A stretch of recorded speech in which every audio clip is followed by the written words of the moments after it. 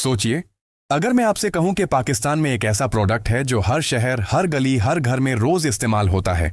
अमीर भी खरीदता है, गरीब भी, बच्चे भी, जवान भी, बुजुर्ग भी, और हर सीजन में इसकी डिमांड किसी न किसी रूप में रहती है। सोचिए, अगर आप सिर्फ 5 से 8 लाख रुपए की इन्वेस्टमेंट से एक ऐसा काम शुरू कर दें जहां आप अपनी मेहनत को सीधे प्रोडक्ट में तब्दील करते हैं और फिर वही प्रोडक्ट मार्केट में बिककर आपको रोजाना कैश फ्लो देता है। ना कोई बड़ी डिग्री चाहिए, ना कोई फॉरेन टेक्नोलॉजी, सिर्फ सही प्लानिंग, सही मशीन और सही मार्केट की समझ।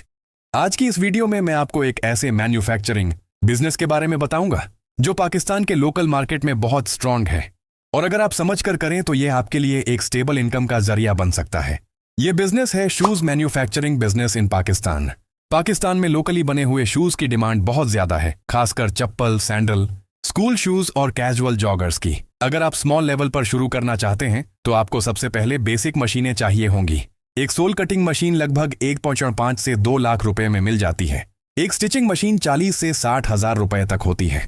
एक सोल प्रेसिंग मशीन 1.5 से 2 लाख रुपए के करीब होती है। इसके अलावा छोटी मोटी फिनिशिंग टूल्स और टेबल्स मिलाकर टोटल मशीनरी कॉस्ट लगभग 4 से 5 लाख रुपए बन जाती है।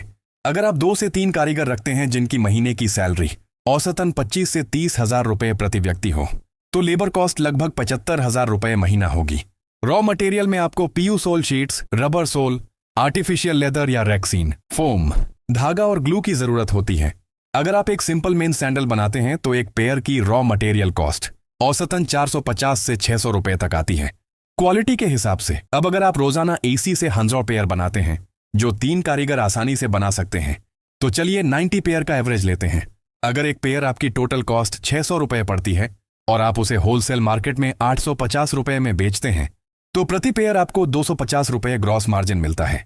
90 पेयर गुणा 250 रुपए करें तो 22,500 रुपए का रोजाना ग्रॉस मार्जिन बनता है। अब इसमें से बिजली, लेबर और छोटी मोटी मेंटेनेंस माइनस करनी होगी। बिजली का बिल एक स्मॉल यूनिट का लगभग 25 से 35 हजार रुपए महीना आ सकता है।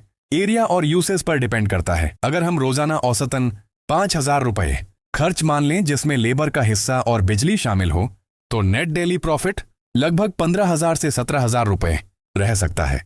महीने के 26 वर्किंग डेज लगाएं तो 3.5 से 4.5 लाख रुपए तक ग्रॉस प्रॉफिट बन सकता है, जिसमें से फिक्स्ड एक्सपेंस घटाकर रियलिस्टिक नेट प्रॉफिट 1.5 से 2 लाख रुपए महीना हो सकता है। यह नंबर मार्केट और सेल्स पर डिपेंड करते हैं, लेकिन सही प्लानिंग हो तो मुमकिन है। अगर आप मीडियम लेवल पर जाना चाहते हैं जहां सेमी ऑटोमेटिक मशीनें इस्तेमाल होती हैं, तो इन्वेस्टमेंट 15 से 25 लाख रुपए तक चली जाती है। इस लेवल पर आप रोजाना 300 से 500 पेयर प्रोड्यूस कर सकते हैं। ज्यादा क्वांटिटी का फायदा यह होता है कि रॉ मटेरियल बल्क में सस्ता मिलता है और प्रति पेयर कॉस्ट कम हो जाती है। लेकिन यहाँ रिस्क भी बढ़ता है क्योंकि अगर स्टॉक सेल ना हो तो पैसा फंस सकता है। लोकेशन बहुत इंपॉर्टेंट फैक्टर है। अगर आप कराची, लाहौर या फैसलाबाद जैसे शहरों में हैं जहां जूतों की होलसेल मंडियां मौजूद हैं, तो आपको डिस्ट्रीब्यूटर्स मिलना आसान होता है। छोटी सिटी में काम शुरू करना भी मुमकिन है, लेकिन फिर आपको सप्लाई चेन और ट्रांसपोर्ट पर ज्यादा फोकस करना होगा। वर्कशॉप ग्राउंड फ्लोर पर हो जहां वेंटिलेशन हो, क्योंकि ग्लू और केमिकल्स का इस्तेमाल होता है। मेंटेनेंस को इग्नोर नहीं करना चाहिए।